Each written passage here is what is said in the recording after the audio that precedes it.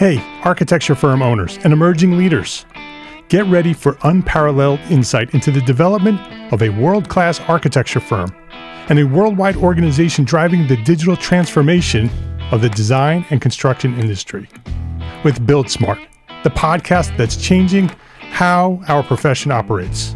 We share the incredible stories behind innovation in the building industry with my friend and co-host, Patrick McLeamy, FAIA, former CEO of the international architecture firm, HOK. You know, Yamasaki's office or firm lasted during his lifetime. And when he passed away, I think that was the end of the Yamasaki office. Helmut did not want that. He wanted a firm that would live out and grow beyond the founders. In Season 1, discover the untold stories behind HOK's meteoric rise, from 150 employees in St. Louis to a powerhouse with over 1,900 staff members and 27 offices worldwide. You know, they weren't as polite as the Kojima people. That was just boom. And anytime you have a creditor, whether it's Kojima or the bank, that wants their money, unless you can raise money someplace else, you are out of business. Bankrupt. And hold on tight for Season 2, where Patrick takes us on a new adventure as chairman of Building Smart International, shaping the future of digital transformation in the design, construction, and operation of built assets. Ian Howell, Ken Harold, and I, Ken was my technical representative from HOK. The three of us took a tour of Europe of 5 cities in 5 days. Very busy time. Simply follow the link in the show notes to subscribe to Build Smart now and uncover lessons that will transform you and your architecture firm.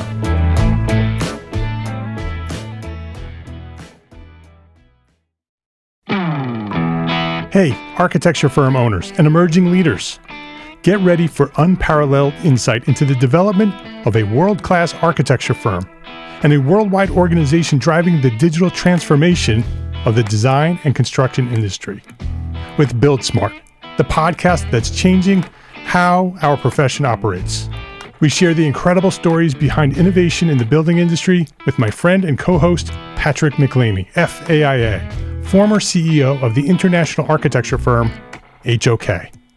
You know, Yamasaki's office or firm lasted during his lifetime. And when he passed away, I think that was the end of the Yamasaki office. Helmut did not want that. He wanted a firm that would live out and grow beyond the founders. In Season 1, discover the untold stories behind HOK's meteoric rise, from 150 employees in St. Louis to a powerhouse with over 1,900 staff members and 27 offices worldwide. You know, they weren't as polite as the Kojima people.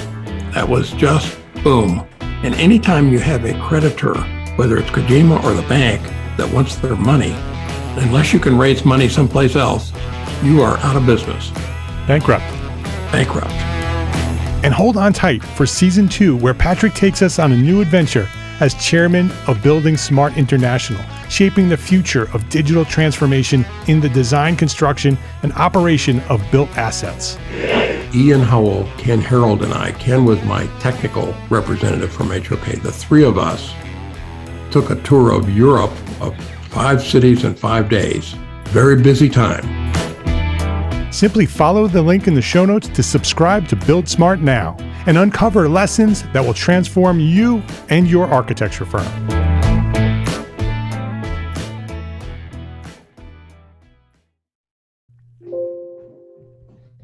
Okay, Mark, could you sing for us? La la la la la. That was awesome. Is that good? Yeah, it's my second career.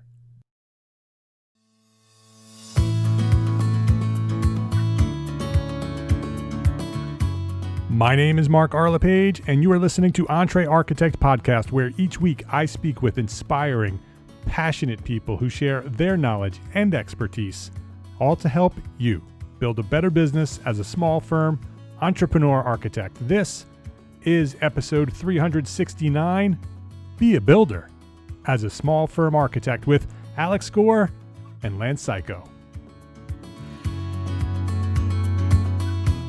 This episode of EntreArchitect podcast is supported by our platform sponsors, FreshBooks, the cloud-based accounting software that makes running your small firm easy, fast, and secure. Spend less time on accounting and more time doing the work you love.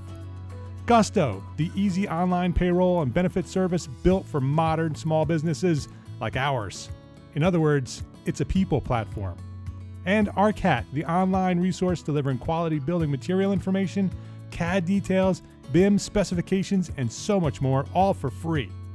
Thanks to FreshBooks and Gusto and ARCAT for supporting EntreArchitect and the EntreArchitect community of small firm architects. Alex Gore and Lance Cayko, welcome back to EntreArchitect Podcast. It is great to see you and talk to you again, Mark. Yeah, great to be back. It's great to have you guys. I love following you. I love watching what you're doing. I love the progress you're making. Let me share for anybody who may not know who you are, which is unlikely. If you're listening to this podcast, they probably know who you are. But Alex Gore and Lance Cayko are co-founders of the wildly successful architecture and construction firms F9 Productions and F12 Productions, and they're based in Longmont, Colorado. They teach at the University of Colorado. They co-host one of my favorite podcasts, Inside the Firm podcast. Alex and Lance, welcome back. Welcome back to EntreArchitect Podcast. Thank you. It feels like home because if anyone does listen to our podcast too, the amount that we mention the EntreArchitect community is heavy and maybe borderline ridiculous. Yeah, as a matter of fact, I think last episode or the episode before on our show, I just went through the community and found questions that were really interesting. And we didn't name names. We never really do. And then I asked Alex those. And so that was a really good Q&A. And I'm sure people, because some people, you don't see everything that's posted in social media. So yeah, we love everything that Mark has built with the EntreArchitect community. I don't think we'd be podcasting if it wasn't for Mark. You're very inspirational on that note. So we're thrilled to be back here. Yeah, well, I'm glad I inspired you because it's a fantastic podcast. I appreciate you both for being so active in the community and being engaged over there. You've been here in the podcast before, episode 158, Getting Noticed Through Fun Projects. You're talking about your strategy of doing unbuilt work and designing cool projects and getting them noticed out when using PR and getting published and those leading to real projects. And so that's an exciting episode 158. And then Alex joined me inside the EntreArchitect community Facebook group for a live video podcast back in episode 190, where we just jumped on and talked about what we were doing. And so you can go back and listen to both of those. And you've joined us several times as experts inside the EntreArchitect Academy for our live monthly expert training sessions. And so you've taught for the EntreArchitect community. You've shared your origin stories several times, so we're not going to do that today. I highly recommend anybody who wants to understand where Alex and Lance have started, their origin story, how they got to where they are, go back to InsideTheFirmPodcast.com, go all the way down to the very bottom of their scroll and start at episode 1. Listen to episode 1 and then listen all the way through and you'll hear their entire journey. It's a great podcast and you should definitely start at 1 and work your way through all of them. So no origin story today, but you've been here before. I want to give us an update. F9 Productions is your architecture firm. You recently launched F12 Productions, your construction company. So before we jump into either of those, I want to acknowledge the names. Can you just share where the names come from so everybody understands? Go ahead. Yeah. One thing to clarify too, Mark, is F12 was basically just an LLC for the development. So F14 is our fully operating construction arm. Yeah, go ahead, Al. And F9 started because we couldn't think of a name. I remember I was in New York at the time. And Lance is like, what should be the name? And him and some other guys at school always had the joke, and myself too, F9 is the render key for 3D Studio Max back in the day. So when Lance was kind of kicking this off, it was all unbuilt work. So it was all F9 Productions, all rendering productions. We have had some people confuse it and think we're like a TV studio somehow. Yeah. But then from there, for legal reasons and just to separate entities, F9 was one, and then we had F10, F11, F12. which is the development. F13 is a total skip, is sidestep that landmine. And then F14 is the construction company. So you didn't, after F12, you didn't want to, tempt We fate and do F13. Jumped right Yep. over F13, said, we'll just leave that over there and we'll go right to F14. I think that was a wise decision. We do have our superstitions. So there you go. Since you've been here last time, you just mentioned you did a development project. So you did a full development project. That's how long you've been here. You haven't been here on the show. Is that you were here before you started that project, and now that project is finished. Why don't you give us an update a little bit, just sort of timeline-wise, architecture firm to development firm, now construction firm. Just give us sort of a background on the firm and those steps and why you've chosen to make those steps. Yep. I'll start off and then pass it to Lance. So we are your traditional architecture firm doing all architecture work. The only thing probably different is if the podcast you mentioned, we talked about fun work. And a lot of that was F9 productions, meaning a rendering or something like that. But one year we decided to tell a TV, HGTV that, yeah, we were in fact building a tiny house. And then they called us on our bluff and said, great, we're going to come and film you. And we're like, okay, let's set this up for real now instead of just faking it. So we built that. And then Fortune 500 company came and saw that and said, hey, we want one that's bigger, better, foldable hydraulics, sky decks, folding railings, folding stairs, all that. And we said, yes, we can do that too. And then we took that money from those builds and then bought a piece of land and started taking our construction knowledge that not only did we have through those,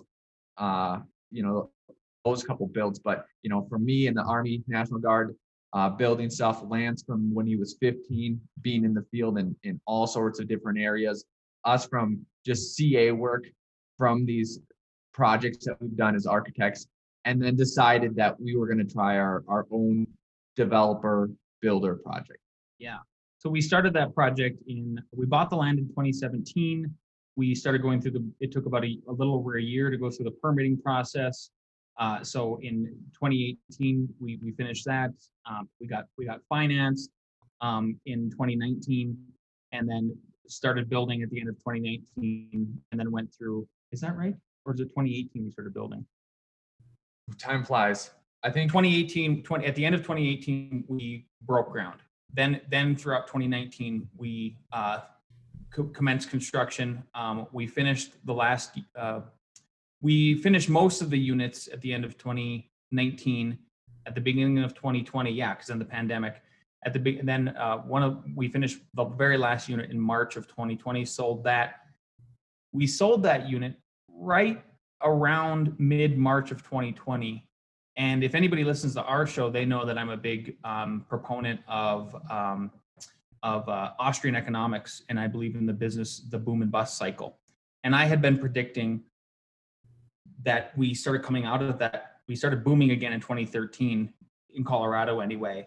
And then in 7 years, it's cyclical, just like drought season and moisture season, that in 2020, something big is going to happen. And sure enough, we sold our last unit. And I even posted on social media back when I was active on social media, like it's this chart of the Dow Jones Industrial Average. The date we sold the last unit was that it was at its peak. And then there was that giant 3-4 day sell-off, where the market crashed several times over 10%. So after we were done with the development, it was taxing on us time-wise because it just ended up being that way. And then once you finally finish that whole cycle, you really saw like, okay, what is the rate of return on something like this? Was it worth all the time and effort we had to put into it as far as just profit goes? And the idea was that we were going to, let's do it like all of our other developer friends. They did a fix and flip, then they moved to a duplex, triplex, sixplex, you keep going. We even targeted the piece of land to the south of us, which is just adjacent to our office. We're sitting in the development right now in our headquarters. And we came to the conclusion that it made 0 sense. What we spent the last 3 years doing for us as a strategy did not make sense. Yeah. Meaning you put in a whole bunch of time and money. And if we were extremely wealthy and had a whole bunch of cash reserves, I think then it's strategically different because you have to utilize those cash reserves on a bigger scale. Mhm. But if you're not at that bigger scale and you're putting in all those cash reserves in that time, and then at the risk of what the market's going to be at 3 years and then sell it at 3 years, you have to know if that's worth it or not. I'm glad that we did it. One, you kind of have to say that no matter what you do in life, you have to say, I'm glad I made the wrong decision. And Glad I married my first wife. Yeah. Made my second wife more happy. Now I know how to appreciate my second wife. Yeah. So I understand that is a cop-out answer, but I think we just pivoted. We pivoted because we are still glad, we have this building when we talk to potential clients and they don't realize from the website that we built this. It just lends more credibility to what we do, lends more confidence to what we do. We can make decisions more clearly and all that. But then when we're looking at the landscape is that instead of taking that 3-year kind of leap of faith and effort is, why don't we go smaller? Instead of going from a 12-plex, now, hey, let's do a 24-plex. Because that's what we were talking about. Now let's just, right.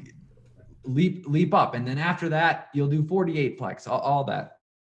And then we said, no, let's see if we can turn our existing architecture clients into construction clients.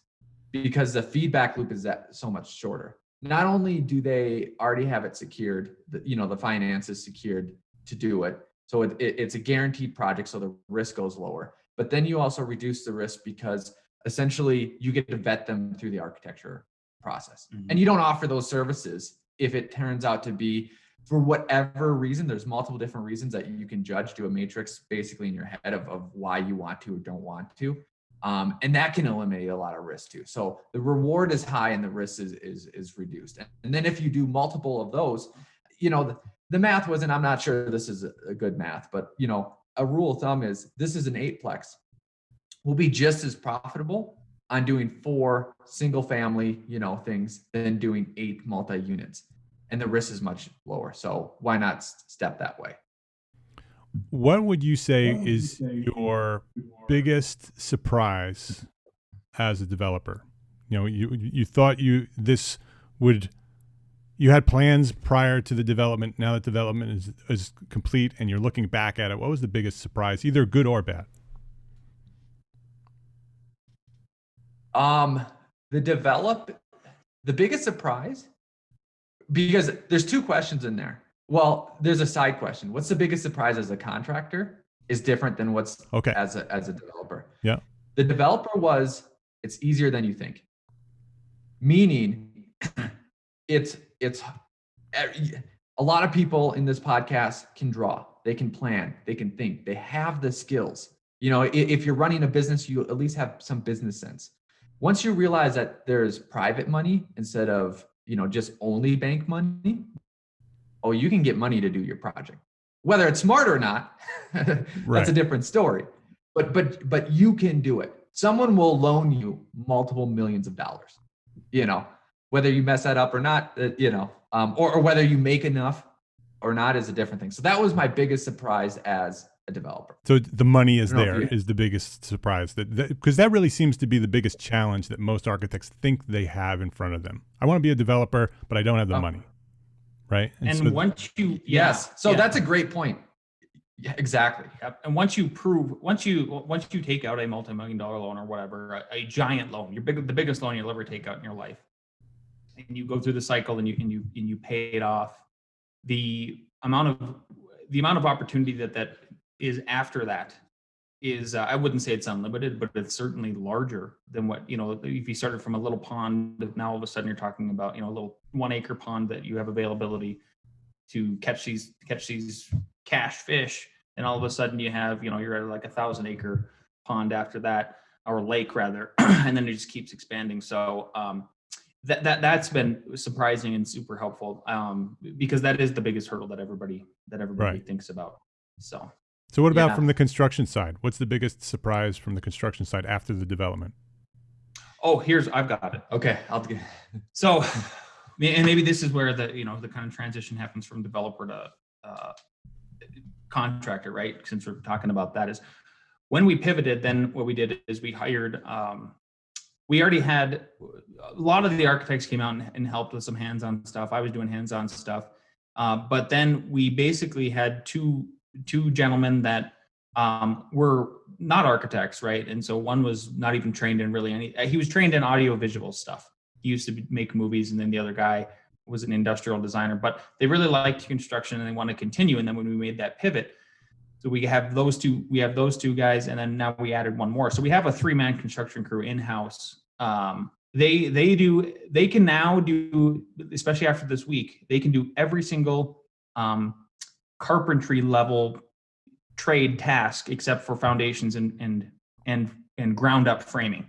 They can do interior framing, but the biggest surprise from that is I did not expect the blue collar folks to be so drastically different psychologically and management wise than the architects. The architects that we've managed and have in our firm that are employees, they can work autonomously.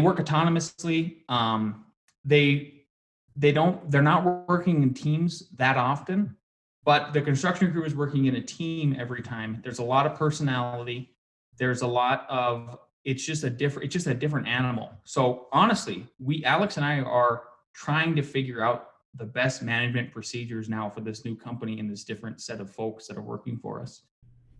We're literally in the middle of trying to really understand how to do it properly, because it is a completely different animal. Right. And I think this is maybe why it surprised us. So think about architecture school. Every single class, studio class is, or actually other class, here is a problem, you solve it. Here is a problem, you solve it. Here's a problem, you solve it. Here's a problem, you solve it. Now think if you are in the construction world. You start off, let's say you start off at 18, 16, whatever. Here's what to do. Here's what to do. Here's what to do. That's very Here's what to interesting. do. Yep. Oh, there's a problem? Oh, you probably caused the problem, or sit there and wait until someone tells you what to do. That is drastically different than 4 years of throwing problems and then you coming up with solutions. Right. So like, it's not a surprise to an architect that there's a problem. Like, that's yeah, our job is we know every day our job is to solve problems. Design, literally every single thing we're doing is dealing with a problem.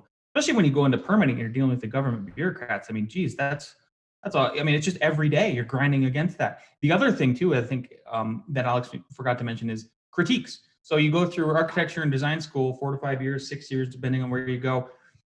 You go through some brutal critiques. So you are prepared mentally for criticism. You are prepared for some of the harshest criticism you'll ever have in your life. I don't know how it even compares to the Army.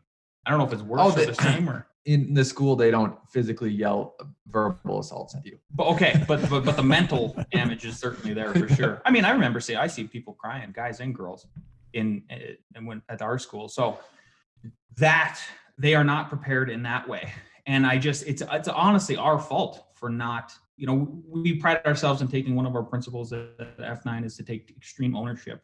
So we're trying to take extreme ownership of this now and go like, oh crap.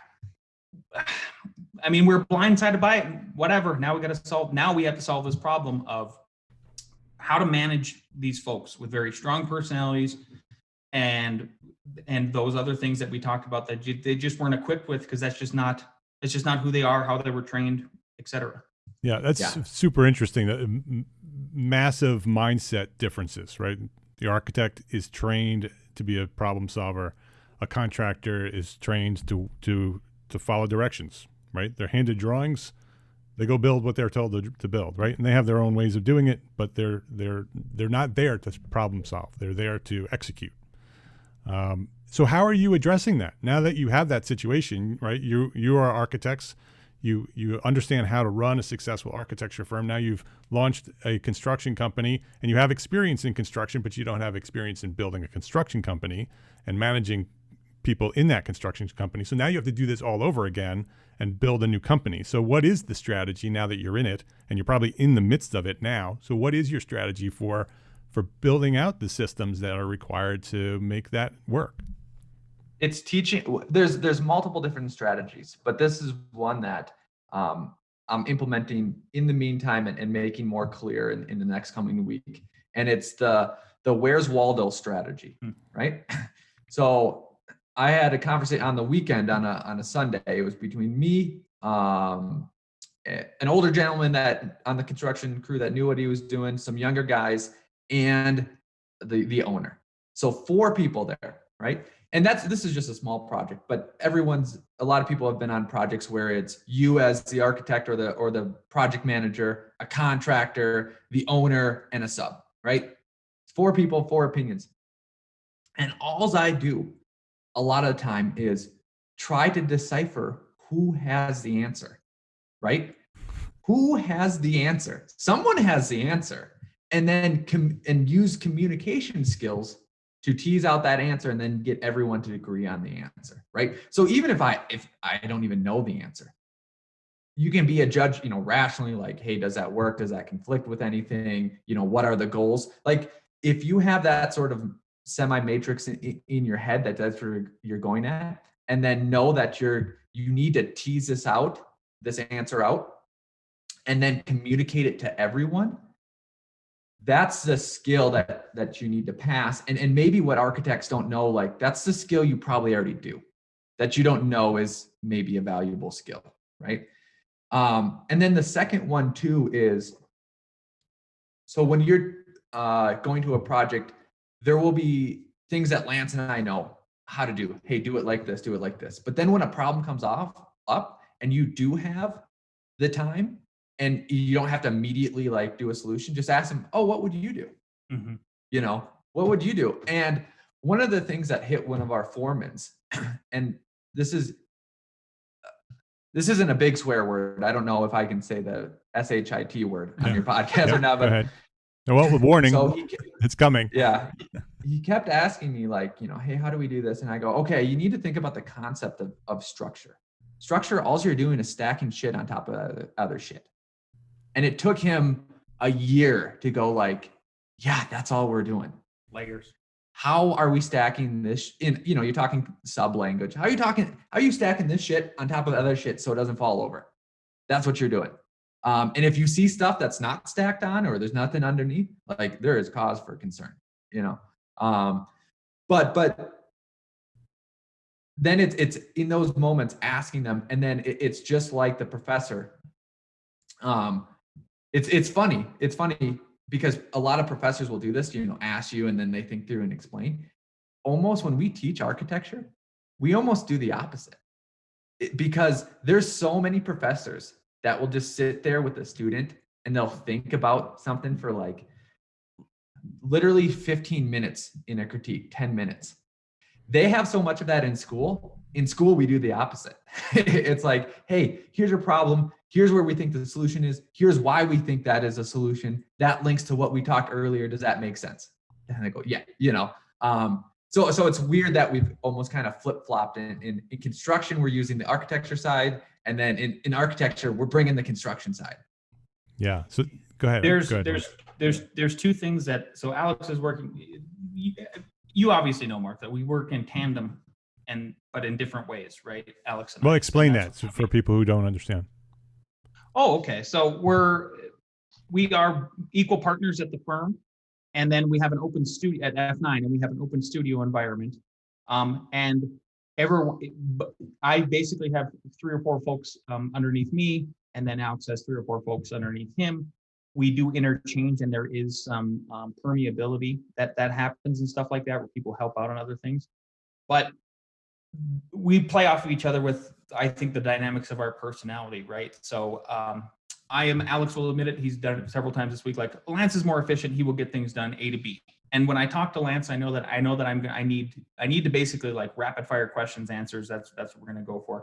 Alex is more big picture, more story brand type of thinking. And then sometimes he's a good cop, sometimes he's a bad cop, depending on the client and the personalities, and we try to just sort it out that way. So one thing I'm doing on my end which is very A to B, it's very A type, is we have, I mentioned this earlier, that our guys can do almost everything except for, foundations and tilt up framing walls and stuff. And they'll get there with the tilt up walls, probably never concrete. But we've had them do almost every single task. And one thing I'm going to do, I just haven't even told Alex about, but I'll tell him now, is put together a list rather of, and I want to have all of our construction folks on their own time rank on a scale of 1 to 5 siding. 1, do you hate it? 5, do you love it? And see where they're at with all those tasks, and then try to match them up with those tasks and minimize the ones they hate, and play to that card. The other thing is, so they're finishing drywall on one project right now. We have 2-man crews right now. They're finishing drywall down in Denver. They're working on one up in Longmont, which is north of Denver for anybody who doesn't know. And then they're going to move to my basement and finish my basement. And the crews are going to come together. And one thing I want to establish and use it as a teaching moment is I have done every part of construction. Like Alex said, starting at 13. So I know what it's like to work with a crew of 3 people. So the example I want to give, the drywall is perfect for this teaching strategy that I'm going to employ in about 2 weeks when they go over there and start hanging sheetrock is, guys, I know that there's 3 parts to how this works. And there's a cut man, then who's taking measurements, staying ahead of everybody, cutting the sheets, putting them in place, just like laying them up against the wall. And then there's a 2-man, 2 people are put it up. One person holds it in place. One person zips it, puts a few screws in just so it's tacked. And then they're both screwing off and moving ahead and chugging along in that way. There's so many different versions of that in construction.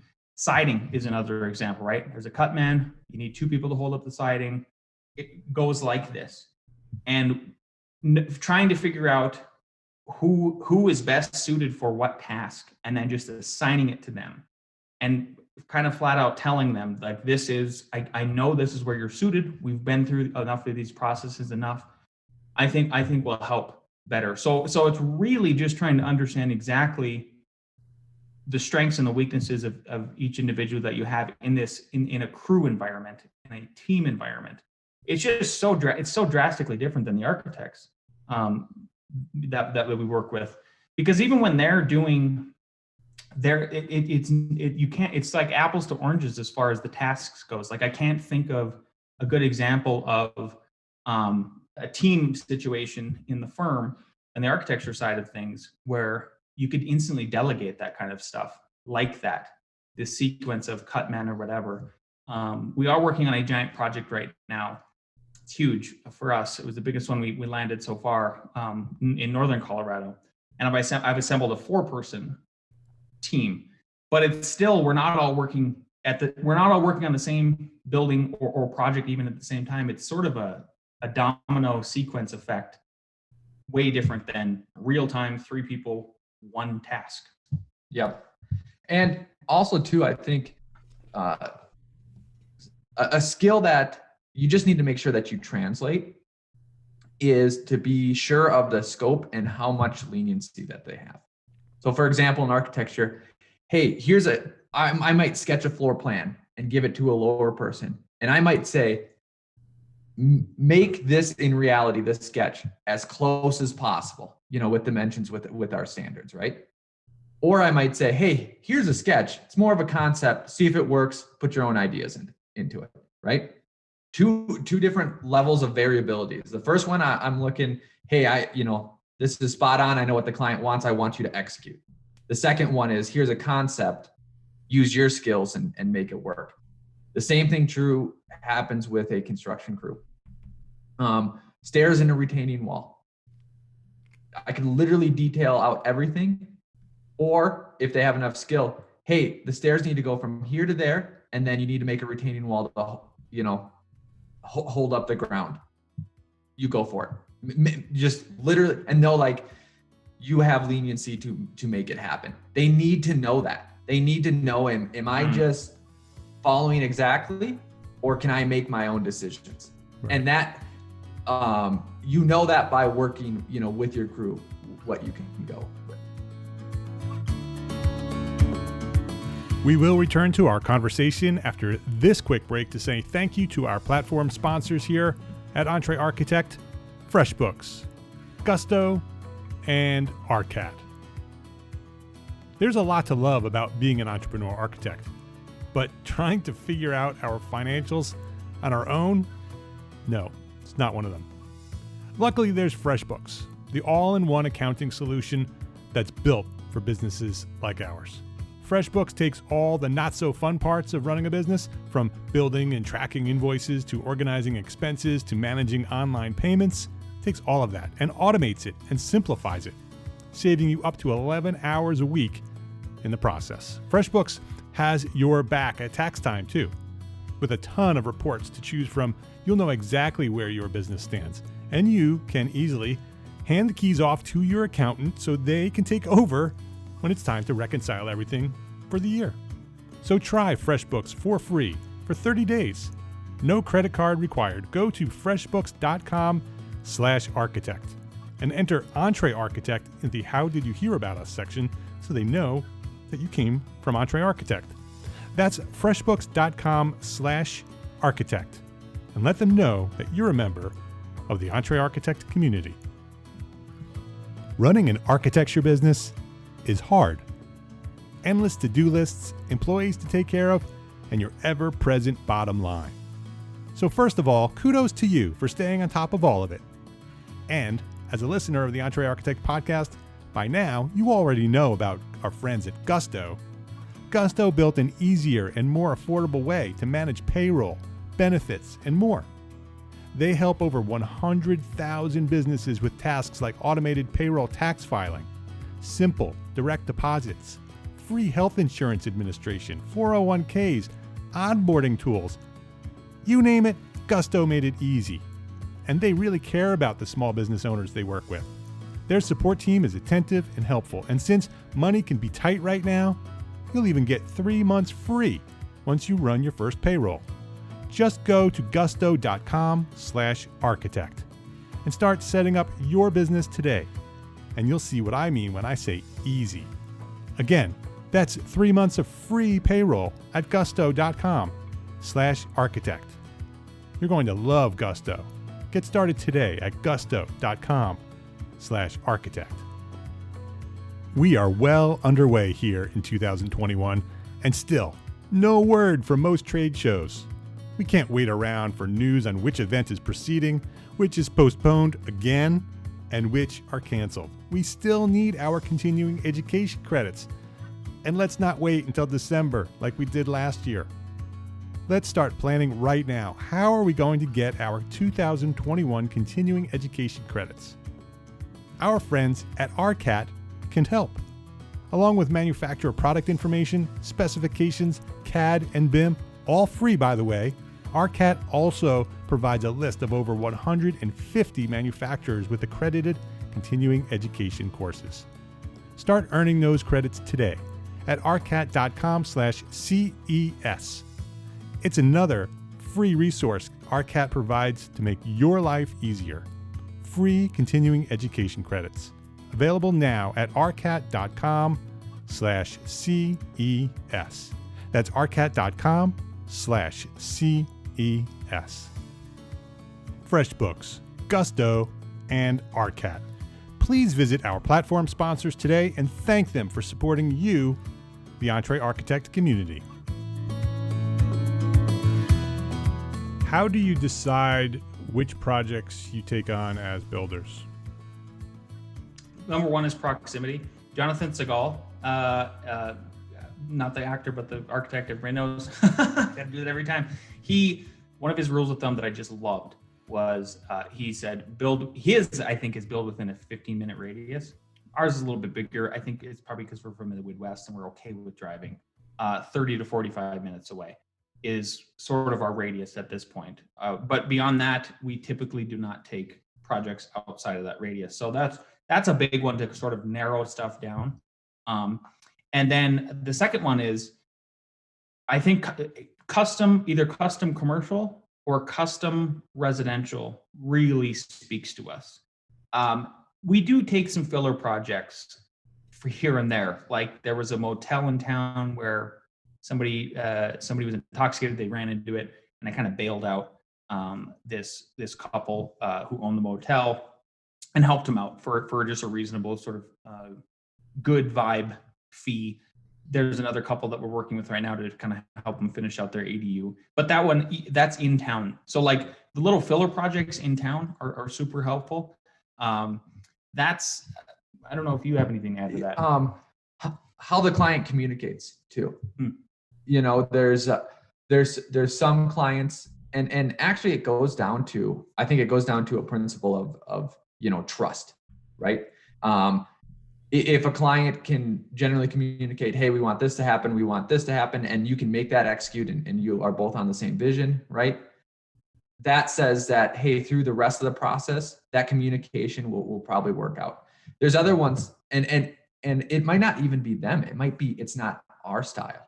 The amount of notes, the amount of details, the amount of, hey, we're in schematic design, but they can't stop talking or thinking about, like switches or outlets or something like that, because they need to be that detail oriented and stuff like that. And we have to segment our brain just because of the way we work. Someone else might be able to handle that type of personality differently.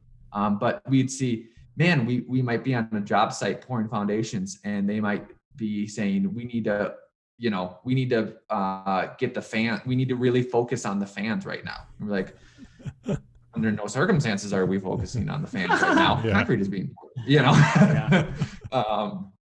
So that's the other thing too. So you don't accept every project as a construction project. So how do you say no?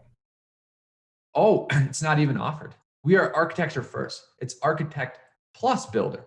If it works out, if the architecture is a separate, distinct, just like every other architecture service, if they go to someone else, it's totally fine. We aren't robbing Peter to pay Paul. We aren't trying to rope them into architect builder and then, like, oh, we can lower our architecture fees because we'll make it up on the builder side. And then, if things go wrong, then all of a sudden you feel like you didn't make your money because they went somewhere else. And just, that doesn't work out. We feel like some architect plus builders compete on that.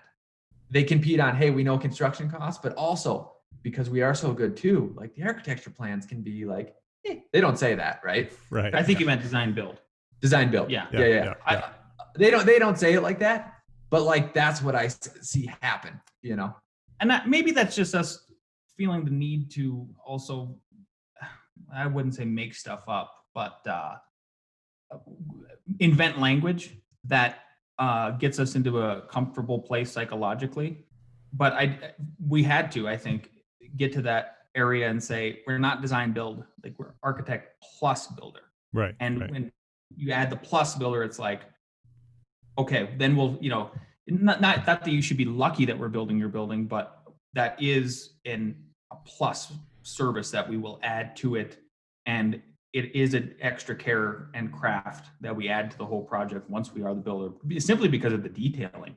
That's one of the big parts that I think we offer. And it really comes full circle when you think about the tiny houses that we first built and how precise they had to be because they folded in so many different ways, literally the roofs and the walls and the railings and all the rest, and how precise we had to be with everything like that. It was, an architect could draw it, sure, but you needed to add that plus builder part to it to get to that level of precision. And it's worked out great in the sense of we don't have to take on every project, but then there's some like really, really cool architecture projects. And I'll almost be nervous because I want to build it, and I'll broach this subject, in design development or something like that. And I've had a couple times like, oh yeah, we just assumed you would, like we just, right. So it's like something super awesome. Like, yeah, we already had the assumption that you would do it. So that's always fun.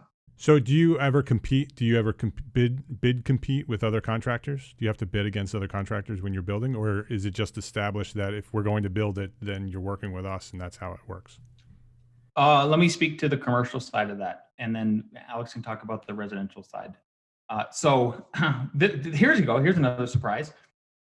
There was a coffee shop / chiropractor shop in town. Perfect kind of clientele we were looking for. It was going to be a project we was very chic.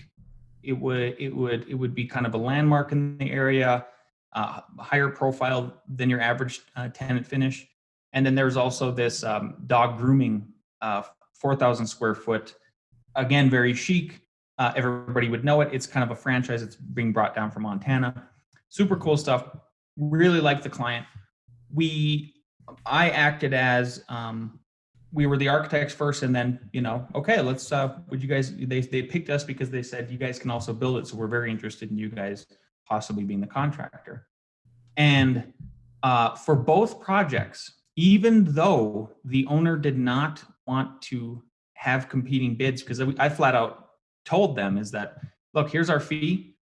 It's a percentage basis. It's open book. They really like the idea of that they see every single dime, nickel, where everything's going. If they don't trust the original plumber's bid that we sent out, fine, we'll do another one. We'll do three of them, maybe even four, and then just to kind of prove the point that like that was the best quote. Those guys are the best.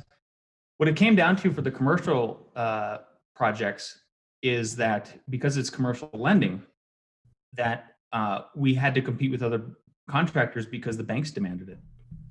So the banks needed to see and the developers actually. So in one of the units or one of the projects, the developers demanded that we have competing bids with the other contractors for that, just to hold everybody kind of accountable so that one person wasn't gouging just because they could, because they sort of created this little private monopoly for themselves.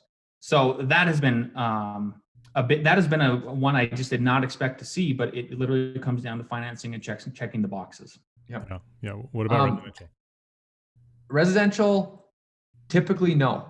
Typically it's non-compete. It's just, and what we're making very important in this firm is to always be extremely fair and transparent, because we never want to lose that trust where someone just doesn't say, yes, we want to go with you. So we'll build up a history, just like in our architecture practice, of clients going, yeah, they're always fair and transparent.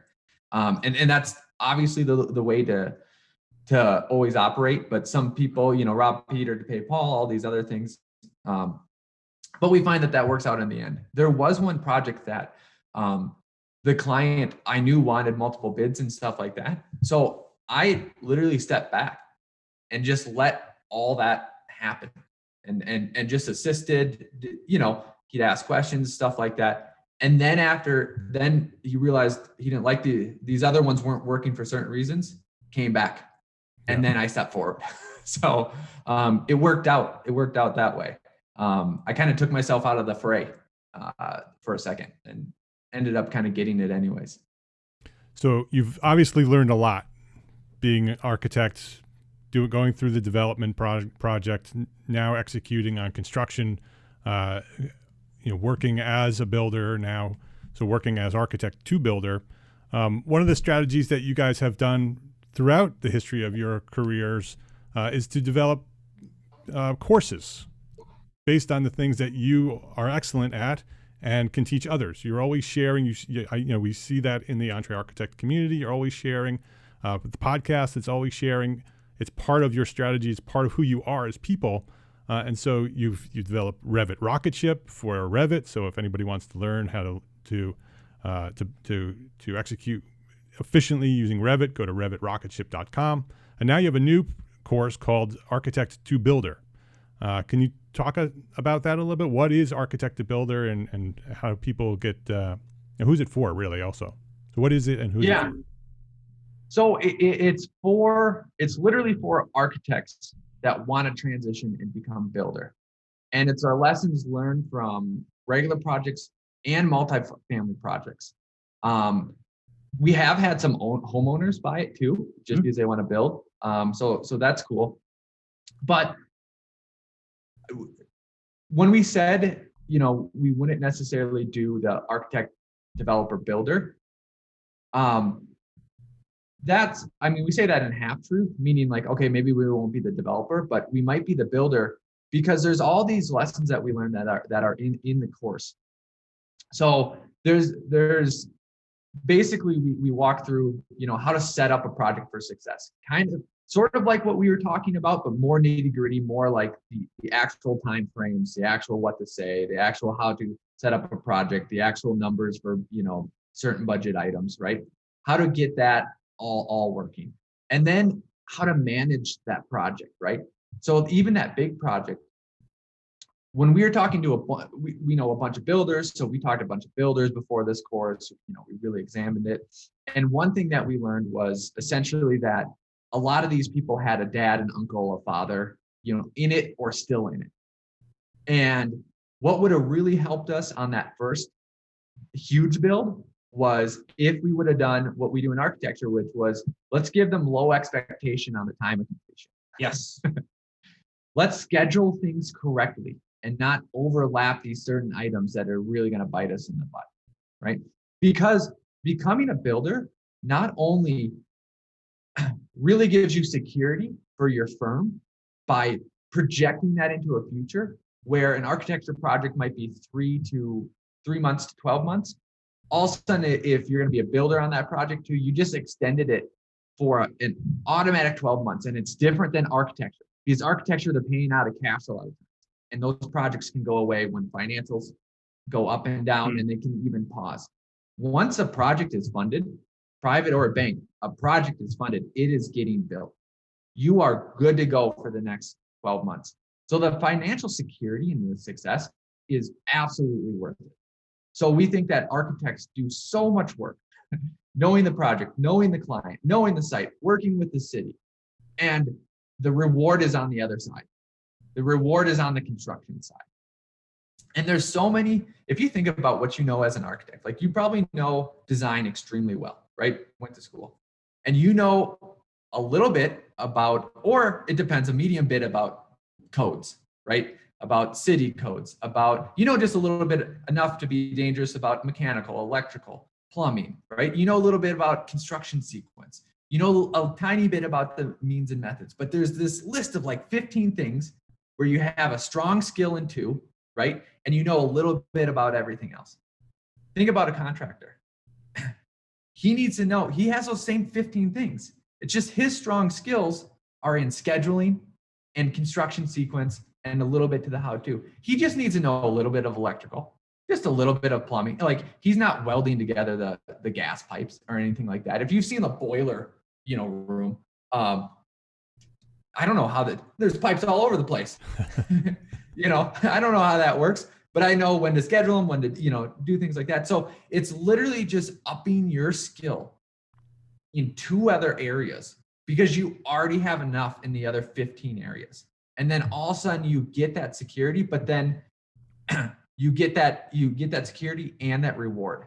So the course is about that potential, but then also, hey, here's how not to lose money also. Right. Here's the pitfalls. Here's the negatives. Here's where things can go wrong. Let's save you money and then hopefully gain you money, because we complain a lot as architects and the community complains a lot as architects. There's all these other forces forcing us to do different things. So how can we take on the more responsibility for that bigger reward? Because the talent on, like, every time I look around at another architecture firm that I don't even know about, because I remember in college, I literally would try to impress my friends that weren't in architecture, like, oh, I work for Daniel Liebskin, right? Oh, and then this other person would be like, I work for SOM. And I know SOM rocks, right? And all these other firms. And there's a bunch of firms that we can name off. To everyone else, it means nothing. Nothing. Right. It means absolutely nothing. Because almost every firm I look to, they have awesome buildings. They have awesome skills. So I just want architects to take that over a little bit, because here is the risk. And I see the risk because I work with developers too. Our firm works with developers. Testfit.io. I'm sure you talked to Clayton. Am I saying his name? He's gonna Cliff Haynes. Cliff Harness. He's gonna make fun of me. Don't tell him to listen to this podcast. He was on the show. Anyways, Yeah. I interviewed him. The developers and the contractors that are offering land planning, that are offering design, the civil engineering firms that offer design and architecture services. And you can be a good architecture firm working in a civil engineering firm. That's fine. But what I'm saying is that if you don't expand, or at least some architects expand, you are becoming more at the whim of the market than you driving the market. Yeah. You being in control of the market. And there are stuff to learn. There are thousands of dollars to save and thousands of dollars to profit. And we go, oh, we really took some of these on the chin. And you don't need to take them on the chin. You know, it's not really necessary for you to take them on the chin. Yeah. So we put that all together too. And it's dual purpose. Because our firm, people in our firm is going to go through it. The guy that was filming it is on our construction crew. He used to be a film guy. And he's like, oh, so you guys do know how everything should go together. We're like, yes, it's just sometimes things happen, you know? Yeah. So that's what the course is about generally, and why we made it and who it's for. So it's lessons learned from your experience, how to do it right so they don't have to go through the same mistakes that you made, how to make money at it, it's a natural extension of what we're already doing, and this is how we can extend what we're doing as architects into the next phase and have more control over the projects and how they come out at the end. And clearly it's also a great opportunity for marketing, right? So you not only have designed it, but now you've built it, and you're there with your client as you're building it, get full credit for that design and that construction. There's so many opportunities when you have control over the construction process. And it helped, even if you only did a couple. Let's say you only wanted to do one or two, let's just say houses. Let's say you wanted to do your own house. I think that's a perfect example. Yeah. Every time. Yeah. The confidence and that we get and from being able to say, oh, we've built this. The concept in my head is there's a lot of paper minds, right? You read books, you know, but but they don't apply to reality. You know, a lot of people have a lot of thoughts on stuff, but it's all just, you know, paper knowledge. You haven't actually done it. Yeah. You know, once you take a book outside and it rains, you know, the paper falls apart.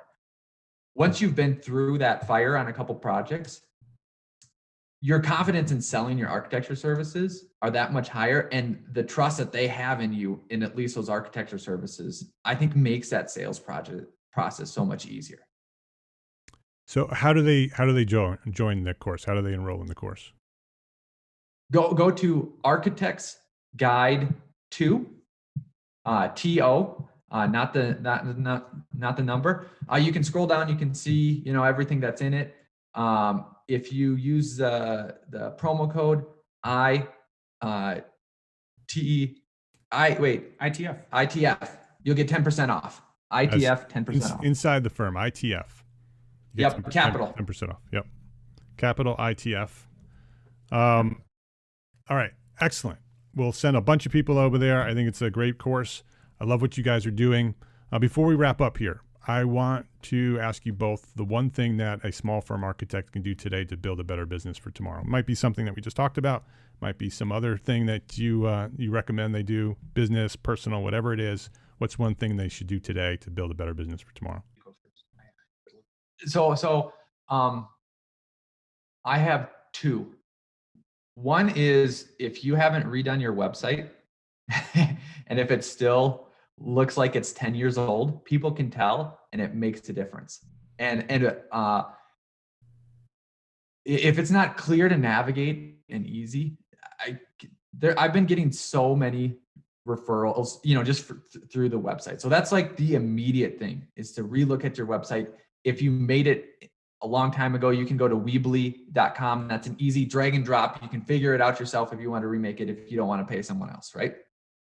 And the second one, I mean, I don't know how else to say, but think about architect to builder. Think about building something. I know that's maybe a longer thing, so that's why I wanted to give both a short term and a long term. I think This one, it comes from, and it might be totally out of left field or right field. That's but okay. I interviewed a wonderful gal a couple of weeks ago. She's going to be on the podcast. I think she's scheduled in a couple of weeks. Her name is Michelle Seiler Tucker. I would encourage everybody to go to seilertucker.com and find out how much their business is worth now. People talk about retirement a lot in the EntreArchitect community, in the architect community. You can't even, I don't even think it's worth thinking about until you find out how much your business is worth. So she has this wonderful tool that you can just put in 4 different kinds of data points, your annual revenue, your expenses, if you own any real estate, kind of like we do, stuff like that. Figure out how much your business is worth, and then check out her book and maybe take her course. It's her book is called Exit Rich. And we aren't thinking about selling the firm right now, but we are trying to set it up such that there's an internal sell that'll happen. Meaning we have folks that are becoming licensed architects at our firm. We want to bring back the idea of company culture in the sense of loyalty, and that we provide a path for our senior folks to get into those junior and senior principal positions, maybe expand to another office in Denver, and then branch out from there. And I like to fish a lot, and that's one of my goals, is to finally, I figured out, okay, that I know what I would do if I got to a semi-retirement or retirement level. Life is very short. The pandemic taught me that over and over again, that it is so short. You gotta find happiness in that certain way. And the only way you're ever going to find it as a small business owner, really, is if you figure out your exit strategy and how you get to that point of happiness, right? So work hard, play hard, go to seilertucker.com and find out how much your business is worth. It's a great idea. Great answers, both of you. Thank you for sharing those. Their names, Alex Gore, Lance Cayko. Their website for the architecture firm is f9productions.com. The podcast is InsideTheFirmPodcast.com. Go subscribe to that. Listen to every episode. They reveal everything. They, like Alex was saying before, they are fully transparent. That podcast is essentially their executive business meeting. They come together at that podcast. They share what's happening at their architecture firm. They do strategy. They reveal things to one another on the podcast. It's a great podcast, so go check it out. Inside the Firm Podcast. RevitRocketship.com if you want to learn Revit, and the course for Builder, Architect to Builder. Go to architectsguide2.com. We will have links to all of that on the show notes. Alex and Lance. I want to just take a minute here before we say goodbye to thank you. Thank you for the podcast. Thank you for your sharing of your knowledge. You were so transparent and so honest with what you do. I'm so happy to watch that progress, to follow the progress and see the success that you're having both at the podcast and the architecture firm. The development, even though the development didn't go the way you expected it to go, it's exciting to see you do that and to see you explore that and learn the lessons from that. And now taking those lessons and leveraging it into doing construction, it's exciting to watch you do that. And I thank you for that. I thank you for sharing your knowledge at the EntreArchitect community, very active. And I do thank you very much. It does not go unnoticed how much you talk about the EntreArchitect community on your podcast. And I really appreciate that. That's a very important place for me. And I appreciate you pointing to it very often and getting the word out about that community. So thank you for doing that. And thank you for sharing your knowledge today at EntreArchitect Podcast. Thank you. As you know, we appreciate everything you do in the whole community. So we could say the same back. We think that you're really helping growing what everyone can do, right? And what everyone maybe should be doing, and the mindset too of love, learn, share. So we appreciate you and thank you for having us on. All right. Thanks, Very Mark. cool. Thanks, guys. This is episode 369. If you'd like to access the show notes or share this episode with a friend, the link is entrearchitect.com/episode 369. That's also the link that you can share. You can share that with a friend, but you can also save that link for the future. If you ever want to remember to come back to this episode, because this is one of those episodes, maybe I'm thinking about adding construction as a service to my architecture firm. This is the episode you want to come back to, right? If you are considering adding a construction service to your architecture firm, take a look at Lance and Al's course, Architect to Builder. The website again is architectsguide2.com, architectsguide2.com, and it shares all the information you need to know about the course, how it works, and a link to enroll, architectsguide2.com. EntreArchitect is proud to be a partner of the largest, most engaged AEC multimedia network on the planet, Gable Media. Oh, there's a good podcast coming. We've just announced that Build Smart with my friend Patrick McLamey, the former CEO of HOK. It's coming to Gable Media in April. April 12th is the launch. So go pop over to gablemedia.com. That's GABL media.com. Go check out the trailer that's sitting there for Build Smart. You can go to gablemedia.com. Build Smart's right there. Click the link. Listen to what's going to happen on this episode or on this show. This is going to be fantastic. I host the show with Patrick. So Patrick is featured. It's his show.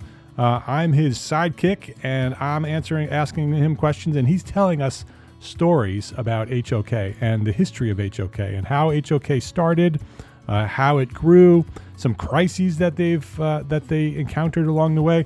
If any of you followed the history of HOK from the outside, as I have, it's been one of my favorite firms for a very long time. To hear what was going on during the time where I thought things were going great, they weren't going so great on the inside. And this podcast is a tell-all, tells all the secrets. It's a fantastic story from beginning to end. Patrick started there as a draftsperson. It was his first job. He was a design associate when they were like 25 people. And now there are hundreds of people. And so maybe thousands. Somewhere along the line, they grew to be a very large firm. And Patrick went from the drafting table to CEO. He tells the entire story of HOK. So go subscribe to Build Smart with Patrick McLamey at gablemedia.com/show/BuildSmart. You can just go to gablemedia.com, click the link for Build Smart, and subscribe. It's going to be a show that you should subscribe to. Every episode is going to build upon the last one, and you're going to want to hear the story from the beginning. So go subscribe right now at gablemedia.com. Click the subscribe button, and don't miss a single episode of Build Smart with Patrick McLamey. And check out EntreArchitect Academy membership. It's there waiting for you. If you're not a member, you should be. You should go check it out. We have ready-to-edit business resources, live monthly training. Every month we have an expert comes in, teaches us for 60 minutes.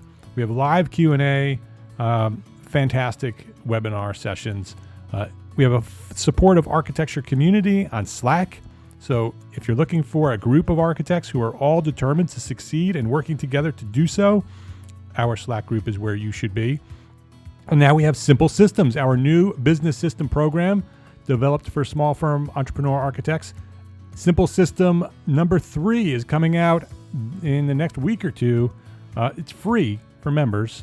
So go check it out at EntreArchitect Academy membership. You can join at entrearchitect.com/join.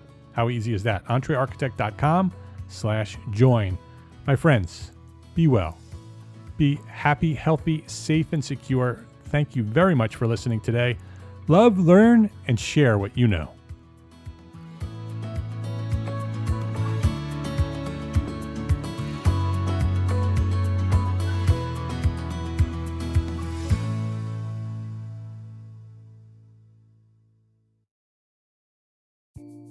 Imagine earning continuing education credits while doing exactly what you're doing right now. Well, you can. Gable Media has revolutionized the way you earn your continuing education credits with a groundbreaking approach. Forget running around town and scouring the internet for credit-worthy courses. Fulfill your CE requirements effortlessly by listening to engaging podcasts just like the one you're listening to now. Our podcasts are designed to educate, entertain, and inspire, all in a user-friendly environment. But wait, there's more. architects, Gable Media is also approved as an AIA continuing education services provider. Upon completion, we handle everything, from reporting your hours directly to the AIA to storing your certificates in your personal Gable Media profile for your self-reporting needs. So follow the link in the show notes and start earning your credits in the most innovative and entertaining way possible with Gable Media.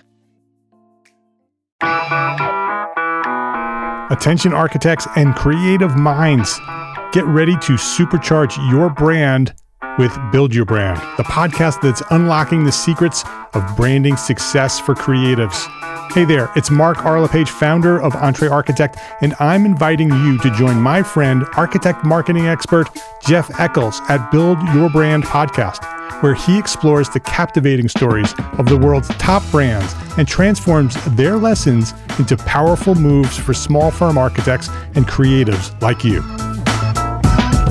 In Season 1, Jeff shares the thrilling tale of Southwest Airlines, where he dissects their journey to the summit and distills it into strategies tailor-made for you. It's important to keep in mind that companies like Southwest compete in the real world, just like you, and face real-world challenges, just like you. You might be surprised at how similar those challenges are to the struggles that you grapple with on a day-to-day basis. Don't miss out on your blueprint for success. Subscribe, tune in, and let's build your brand together. You may have noticed that the very best brands in the world are also known for having somewhat unique corporate cultures. That's often the glue that holds everything together when they encounter those rough spots. We don't do it because it inconveniences the passengers to whom we are primarily dedicated, the short haul, frequent flyer. Follow the link in the show notes to subscribe to Build Your Brand today. Remember, no matter the size, the journey's the same. Your brand's journey to the top starts here.